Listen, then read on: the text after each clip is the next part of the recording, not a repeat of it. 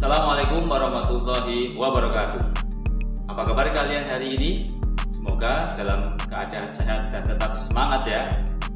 Pada video kali ini kita akan membahas materi tentang jenis-jenis perubahan materi.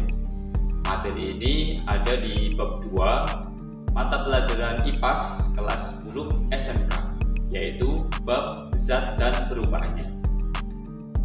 Perubahan materi merupakan alih wujud zat, baik karena pengaruh kondisi maupun pengaruh zat lain yang mengenainya. Nah, kalian tentunya pernah ya merobek kertas ataupun membakar kertas. Dari contoh tersebut, kira-kira perubahan apakah yang akan terjadi? Yuk kita bahas bersama. Perubahan materi dikelompokkan menjadi 3, yaitu perubahan fisika, perubahan kimia, dan perubahan biologi. Perubahan fisika merupakan perubahan zat tanpa mengubah sifat asli zat tersebut. Perubahan fisika memiliki ciri-ciri, yaitu materi sebelum dan sesudah perubahan adalah sama, dapat kembali ke bentuk semula, dan masih memiliki sifat zat asal. Nah, dari ciri-ciri di atas, maka dapat disimpulkan bahwa kertas yang dirobek adalah contoh dari perubahan fisika. Karena sifat materi kertas tidak mengalami perubahan. Dari kertas tetaplah menjadi kertas, yang berubah hanyalah bentuknya saja. Dari bentuk yang lebar, besar, menjadi lebih kecil-kecil. Atau bisa kita sebut sebagai perubahan bentuk. Contoh yang kedua adalah perubahan wujud. Nah, seperti bisa kita lihat pada bagian ini, yaitu bagian perubahan wujud. Seperti es yang dapat meleleh menjadi air jika diletakkan pada suhu yang lebih tinggi, dan air tersebut dapat membentuk es lagi jika ditempatkan kembali ke freezer. Jadi, meskipun es dan air memiliki sifat atau wujud yang berbeda, namun di dalamnya tetap mempunyai kandungan yang sama, yaitu senyawa H2O. Contoh yang ketiga adalah pelarutan.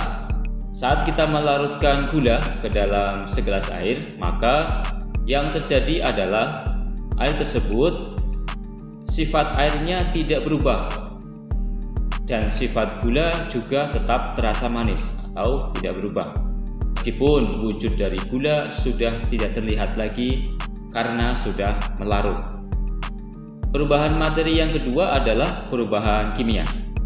Perubahan kimia merupakan perubahan zat dengan menghasilkan zat yang baru, yang memiliki sifat berbeda dengan zat awalnya dan tidak dapat dikembalikan ke bentuk semula. Perubahan kimia dapat diamati dengan ciri-ciri sebagai berikut. Yang pertama adalah terbentuknya gas. Yang kedua adalah adanya perubahan warna. Yang ketiga, adanya perubahan suhu. Yang keempat, terbentuknya endapan. Mari kita bahas satu persatu. Contoh dari terbentuknya gas. Ketika kita mencampurkan cuka dengan soda kue, maka akan terbentuk gas. Terbentuknya gas ditandai dengan balon yang menggelembung. Yang berikutnya adalah terbentuknya warna. Pernahkah kalian melihat pesulap yang mengubah air teh atau air berwarna coklat berubah menjadi air yang bening? Apa rahasianya? Nah, ternyata air yang berwarna coklat itu adalah betadin, larutan dari betadin yang kemudian direaksikan dengan vitamin C.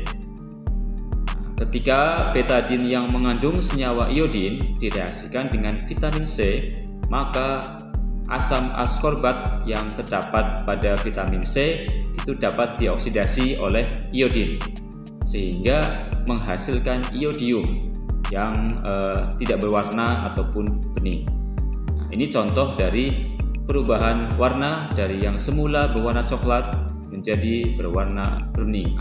Yang berikutnya adalah perubahan suhu. Nah, saat kita mencuci pakaian dengan deterjen, apa yang kalian rasakan? Tentu air yang digunakan untuk mencuci akan terasa lebih hangat dibandingkan dengan air sebelum dicampur dengan deterjen. Yang berikutnya adalah terbentuknya endapan.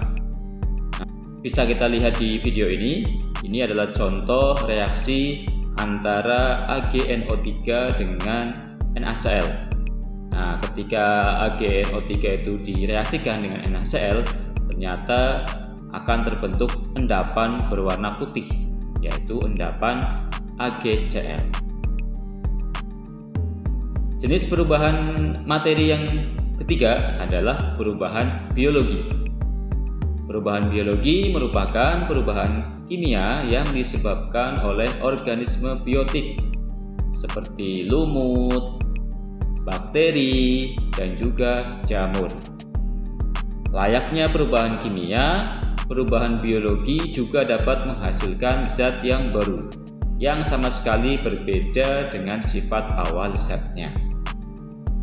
Contohnya adalah proses fermentasi ataupun peragian. Yang banyak kita jumpai itu adalah proses pembuatan tape dari singkong yang kemudian difermentasi dengan bantuan ragi. Nah, fermentasi pada tape ini dilakukan dengan mengubah glukosa menjadi alkohol golongan etanol melalui proses anaerob organisme ragi.